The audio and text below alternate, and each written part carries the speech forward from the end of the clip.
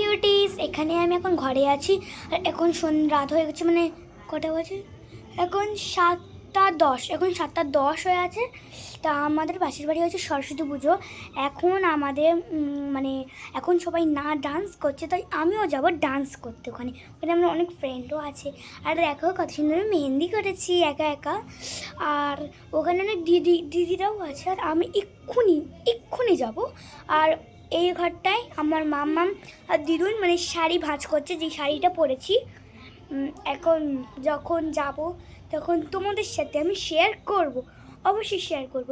আর বলবে যে আমি ইনস্টাগ্রামে পোস্ট করেছি যে আমার অনেক মানে অনেক ছবি তুলে দিয়েছি আমার ছোটো মামা, ইনস্টাগ্রামে আমি পোস্ট করেছি।